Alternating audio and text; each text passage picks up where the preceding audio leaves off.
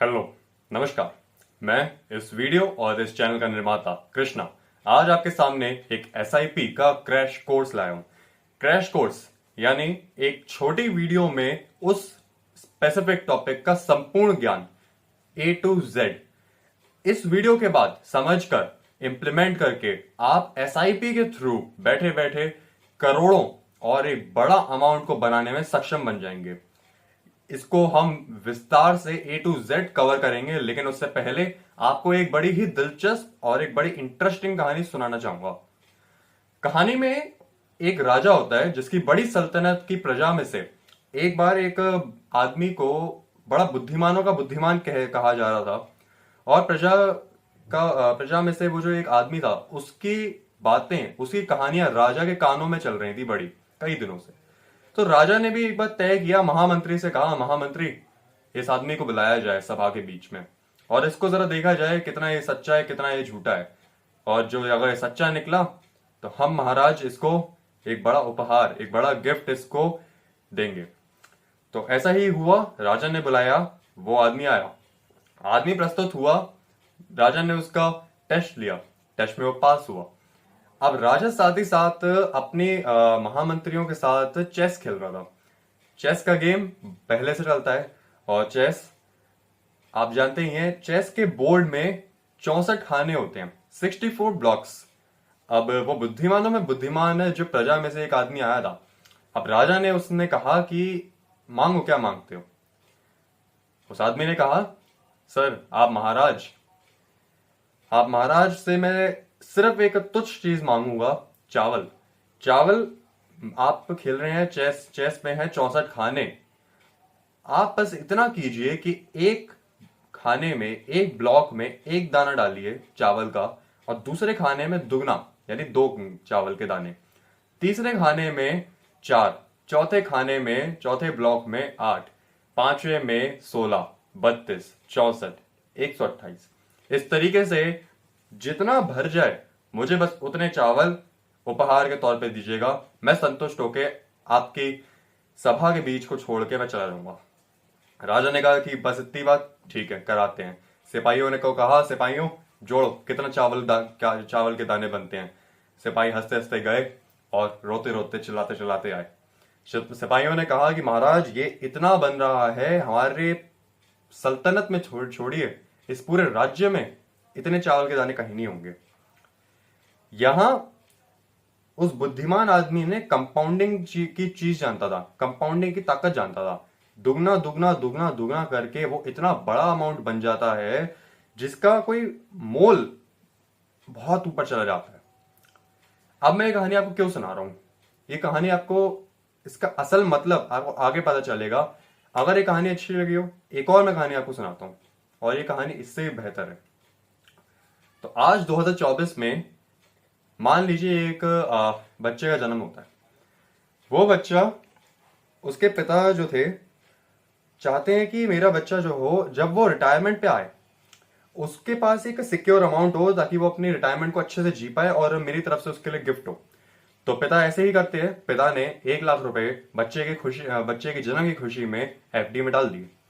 आप जानते ही हैं कि एफडी का रिटर्न होता है 8% ज्यादा से ज्यादा। लेकिन हम मान लेते हैं किसी तरह बस मान लेते हैं कि 15% का उसको रिटर्न आता है, मान लेते हैं, ठीक। तो 15% के हिसाब से 1 लाख रुपए कितने हुए? आप कमेंट कीजिए, मैं आपको बताता हूं। 15% के हिसाब से 1 लाख रुपए 58 ईयर्स यानी रिटायरमेंट तक बच्चे के आते आते ये अमाउंट करीबन बन जाता है 9.25 से 9.5 लाख रुपए, 9.5 लैक्स। बच्चा कहता है ठीक है, बढ़िया, बच्चा बड़ा हो गया, रिटायरमेंट की उम्र पर आ गया। वो उसके लिए खुशी की बात है कि पिता ने उसके लिए एक रकम बना के गई। लेकिन उस समय में जाकर इस रकम का भी क्या ही मोल, कितना ही बड़ा मोल होगा। लेकिन बच्चे ने कहा ठीक है, पिता का गिफ्ट है, स्वीकार किया।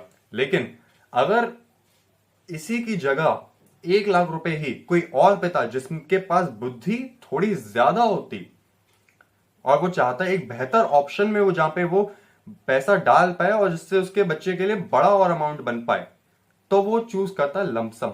ये भी इसी में आता है।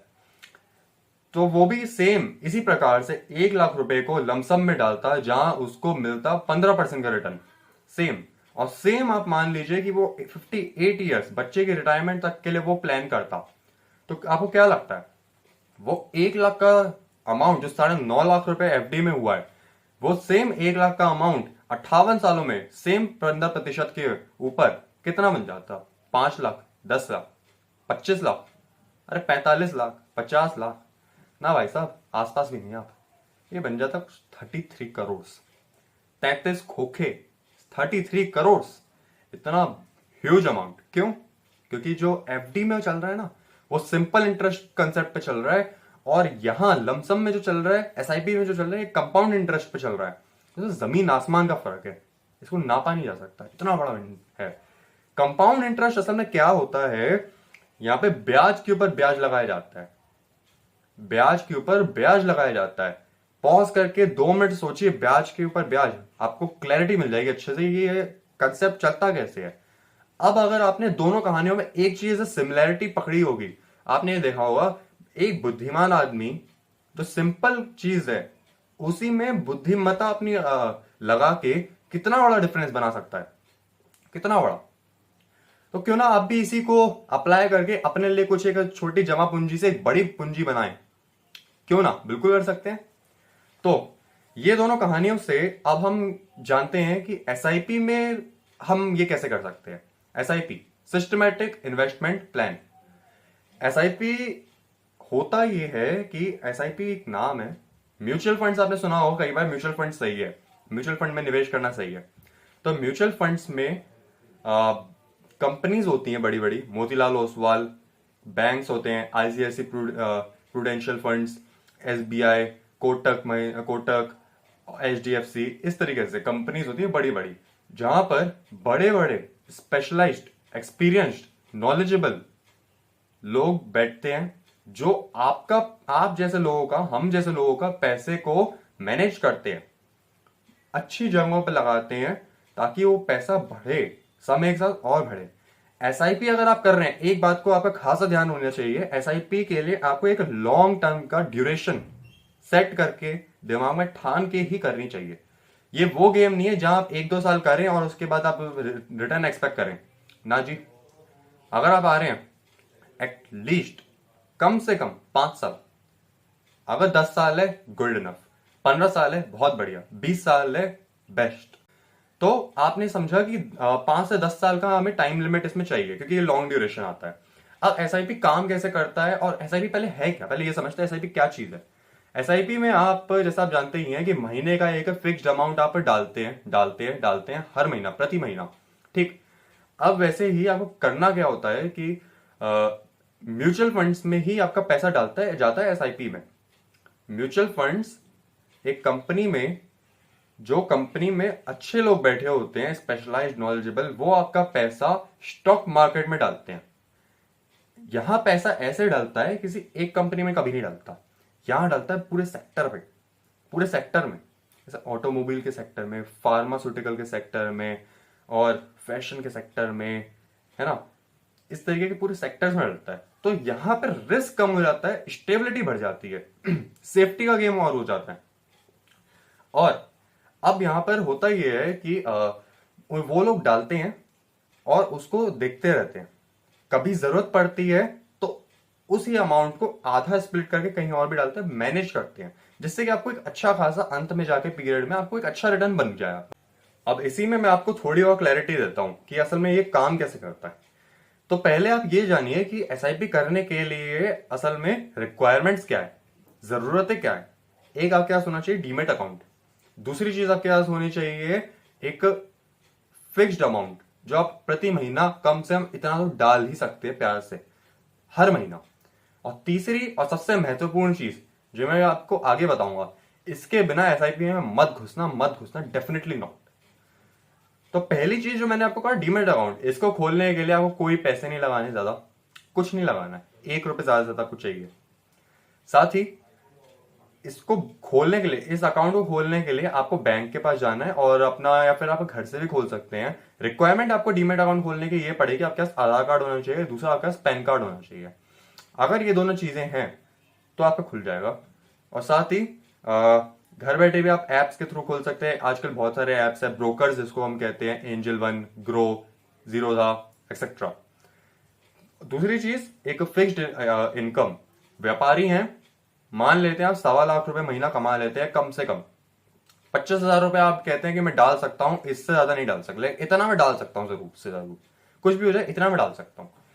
और वहीं आप अगर एक नौकरी पेशा आदमी है जिसकी एक महीने की तनख्वाह 2 लाख रुपए है, आप भी कहते हैं कि मैं भी 25,000 रुपए तो कम से कम डाल ही सकता हूं, या 50,000 रुपए डाल ही सकता हूं महीने का। अगर आप सिर्फ इतना कर रहे हैं ना, अगर सिर्फ इतना कर रहे हैं, आपको stock market, ETF, trading, commodities, options, futures, किसी रट्टे में पढ़ने की जरूरत ही नहीं। ये खुद ही एक ब्रह्मास्त्र है। ये इतनी पावरफुल चीज है एसआईपी। अगर ये कर रहे हो आप सिर्फ, लॉन्ग टर्म में जो शानदार रिजल्ट देती है, कहीं आसपास भी नहीं है बाकी सारे के जितने हैं।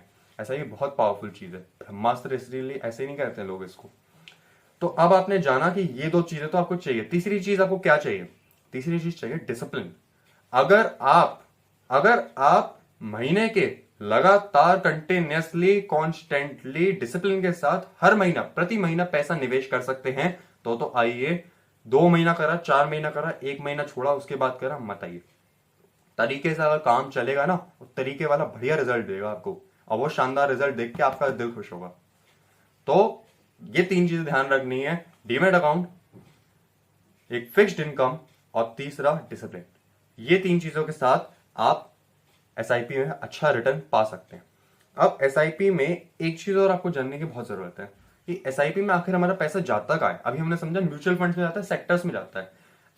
एग्जैक्टली थोड़ा और बताओ कहाँ जाता है। हम पैसा डाल रहे हैं भाई, तो ये हमें पता होना चाहिए, क्लैरिटी होनी चाहिए कि हमारा पैसा जा कहाँ रहा है।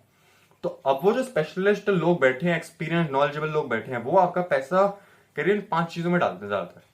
Gold, large cap, mid cap, small cap, flexi cap, 5 चीजें।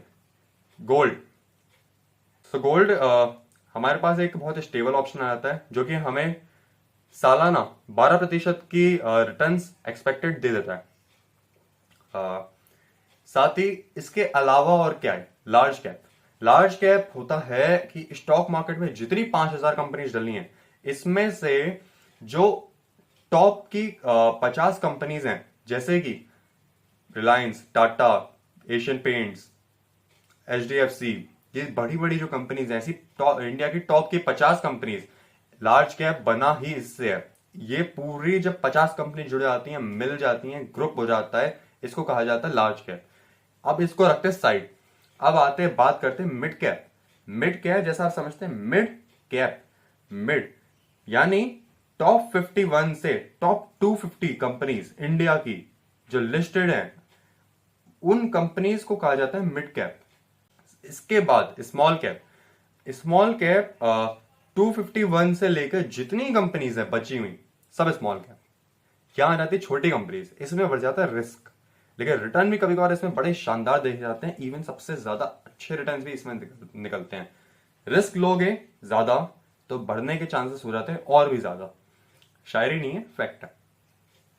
ठीक, अब चौथी चीज, 5वीं चीज आती है फ्लेक्सी कैप। फ्लेक्सी कैप में होता है कि आपने 25,000 रुपए जैसे डाले हैं प्रति महीना। अब आपका जो ब्रोकर है वो किसी आप एजेंट से कराते हैं, तो वो क्या करता है कि 5,000 रुपए लार्ज कैप में डालते हैं, 5,000 मिड कैप में, 5,000 गोल्ड में, 5,000 अपना स्मॉल कैप में भी। अब 5,000 रुपए बच रहे हैं, और ठीक है, चारों में डिस्ट्रीब्यूट हो गए, लेकिन 5,000 रुपए 25,000 में से बच रहे हैं। अब वो 5,000 देखता है कि अभी अपॉर्चुनिटी क्या है, क्या चीज भरने की कगार पे है, किसकी हमें अपॉर्चुनिटी दिख रही है, उसमें निवेश करता है फ्लेक्सी कैप। तो आपका स्टेबल भी चल रहा है अमाउंट, साथ ही जहां अपॉर्चुनिटीज उसको भी आप टाइम टू टाइम कैप्चर कर रहे हो। इससे बढ़िया क्या होगा? और अगर अब मैं बताता हूं आपको इन सब की रिटर्न्स ईयरली, सालाना। गोल्ड आपको देता है 12% की सालाना रिटर्न्स। साथ ही आपको एक दिमाग में और क्लैरिटी थोड़ी सी होनी चाहिए, जनता जानती ही, जनता समझदार है। एफडी देती है ज्यादा से ज्यादा आपको 8% के रिटर्न्स इन रियल। ठीक, अब वहीं आपको गोल्ड दे देता है सालाना एसआईपी के तौर पे 12%। लार्ज कैप दे देता है आपको 14 से 15% सालाना। मिड कैप दे देता है आपको 18 से 20% सालाना। फ्लेक्सी कैप आपको दे देता है 22%, 22% yearly returns and small cap is capable of giving 25% returns yearly. अब ये जो डेटा है ये मैंने आपको बताया है कि अगर आप 10 साल कॉन्स्टेंटली करते हैं एसआईपी तो आपको सालाना रिटर्न्स कितना मिल सकता है, जिसको हम CAGR भी कहते हैं, कंपाउंडेड एनुअल ग्रोथ रेट। अगर 10 साल कर रहे हैं, अगर आप 5 साल कर रहे हैं, ये 25% के 45% हो सकते हैं, 20% के 30% हो सकते हैं, ये चेंजेस हो सकते हैं, वेरी कर सकता है। लेकिन अगर आप 10 साल के लिए कर रहे हैं तो ये डेटा सेम रहेगा, जैसा मैंने आपको बताया। ये पीछे देखा गया है, बैक टेस्टेड है, देखा हुआ है मेरा खुद का, तभी मैं आपको बता रहा हूं। गलत चीज इस चैनल पे प्रमोट नहीं करते हैं, ना बताते हैं। जनता को सही ज्ञान देना, टारगेट ही है। अब हमने ये जाना कि आपके पास ऑप्शंस क्या क्या है। खुद से भी कर सकते हैं, किसी के थ्रू भी करा सकते हैं। अब आपकी आखिरी चीज और मोस्ट इंपॉर्टेंट चीज आपको ये जानना जरूरी है कि जब आप पैसा यहां से विड्रॉ करते हो ना, तो चार्जेस भी कुछ लगते होंगे। हाँ जी, बिल्कुल लगते हैं। ऐसा तो है नहीं कि वो जो कंपनी में हम दे रहे हैं, जिसको हमारा पैसा, और वो जो डाल रही है, जो अपना टाइम दे रही है, जो अपना एनर्जी दे रही है, सोर्स दे रही है, लेबर दे रही है, वो नहीं लेगी चार्जेस, डेफिनेटली लेगी। तो वो पैसा जो लेती है ना, जो हमारा फाइनल अमाउंट बनता है, लेट से हमारा जो अमाउंट बनता है 1 CR का बनता है, एक लंबे समय बाद हमारा जो अमाउंट बनता है 1 CR बनता है, 1 करोड़ बनता है। तो जो एक्सपेक्टेड नहीं, जेन्युइन बता रहा हूं, जो परसेंट रहता है ना, उसको एग्जिट लोड कहते हैं, रिडेम्पशन चार्जेस, रिडेम्पशन अमाउंट भी कहा जाता है। तो वो रहता है 0.5% से 2%। इससे ऊपर, इससे नीचे नहीं रहता है, ये क्लियर कट डेटा है। तो मान लेते हैं ज्यादा से ज्यादा आपका 1 करोड़ में से 1.5 लाख से 2 लाख उनकी फीस जाएगी, बाकी बचा अमाउंट आपका, प्योरली आपका, प्रॉफिट और इन्वेस्टेड अमाउंट दोनों मिला के सब आपका, राइट। अब हम जानते हैं कि एसआईपी की यार स्टेबिलिटी क्या है, क्या इसकी नींव है, क्या इसकी ठोस है। यार हम तो पैसा डाले जा रहे हैं, साल 6 साल बाद हमें यार पता चल रहे कि यार मामला गड़बड़ हो गया, पैसा आधा हो गया, नहीं कर सकते, टाइम बर्बाद नहीं कर सकते। तो अब हमें यह जानना है कि सेफ्टी क्या है। अब समझो सेफ्टी ये है कि पहले तो आप जो म्यूचुअल फंड्स के थ्रू ये पैसा डाल रहे हैं ना, ये आपका SBI से डालेंगे, मोतीलाल ओसवाल से डालेंगे, HDFC डालेंगे, ICICI प्रूडेंशियल फंड से डालेंगे। तो ये बड़े नामी ग्रामी और बड़े बैठे हुए खिलाड़ी हैं इस गेम में। तो ऐसे तो कुछ होगा नहीं। लेकिन अब आपका पैसा जब जा रहा है वहां कुछ हो जाए, तो आप ये समझिए कि आपने स्मॉल कैप में डाला, लेट से स्मॉल कैप की यार इतनी कंपनीज हैं, 4 कंपनीज गिर गई, फिर 40 कंपनी गिर गई, फिर अगर गिर भी गई ना, तो आपका जो स्मॉल कैप में पैसा है ना, हजारों कंपनी में डाला है वो स्मॉल कैप की, 2 4 40 गिरने से फर्क नहीं पड़ेगा। आपका सेक्टर में पूरे कैप में पैसा डाला है, चिंता वाली बात नहीं है। 2 4 कंपनी गिरने से कुछ फर्क नहीं आएगा, आपको लॉन्ग टर्म में एक अच्छा अमाउंट निकल के आना ही आना है। जो लोग कर रहे हैं आप उनसे सलाह मशवरा कर सकते हैं, कन्वर्सेशन कर सकते हैं, आपको और नॉलेज आ जाएगी। और अगर आप चाहते हैं किसी स्पेसिफिक टॉपिक पे मैं वीडियो बनाऊं आपके लिए, डेफिनेटली आप कमेंट कीजिएगा, वीडियो आपके सामने पेश होगी। साथ ही अब लार्ज कैप मान लेते हैं, जहां पे लार्ज कैप कंपनीज जैसे Asian paints, Reliance, Tata, Mahindra, HDFC, XYZ। तो इन सारी कंपनीज में यार आप जानते हैं रिलायंस गिर जाएगा, रिलायंस टूट जाएगा, नहीं। इतनी लाखों करोड़ों की कंपनी है, लाख करोड़ की कंपनी है, ऐसे नहीं गिरेगी। मामला सेफ है, सिक्योर है, लाखों लोग कर रहे हैं, समझदारी से कर रहे हैं, बना रहे हैं पैसा। डेफिनेटली आप भी बना सकते हैं। तो ये एक क्रैश कोर्स की तरह थी वीडियो पूरी, जहां पे आपको SIP से रिलेटेड A to Z चीजें जानने को मिली। अब ये तो थी SIP, एक बेसिक SIP। SIP में भी कई मॉडिफिकेशंस होते हैं पैसा और बढ़ाने के, step up SIP, advance SIP, smart SIP, lump sum, कई वेराइटीज है। अगर आपको जानना है इसमें और एडवांस और डेप्थ पकड़े, आपने मोटा मोटा SIP का पूरा जान लिया, अब इसमें जाते हैं और डेप्थ चाहिए आपको, कमेंट कीजिए, ओपन है आपके लिए, ओपन मैं कर दूंगा, आप कमेंट कीजिएगा, पेश होगी आपके सामने वीडियो। तो बस आज की वीडियो के लिए इतना ही। नया चैनल है, कुछ पसंद आया, कुछ नया सीखा हो, प्लीज सब्सक्राइब कीजिएगा, लाइक कीजिएगा, अगली आने वाली वीडियोस को देखिएगा, नॉलेज और बढ़ेगी, साथ में बढ़ेंगे। Thank you so much. जल्द मिलते हैं फिर किसी और नई वीडियो, किसी और नए टॉपिक के साथ। जय हिंद।